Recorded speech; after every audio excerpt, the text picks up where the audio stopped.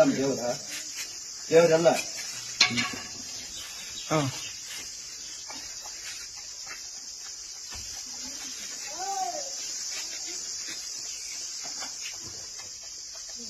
ಎಲ್ಲಿ ದೇವ್ರು?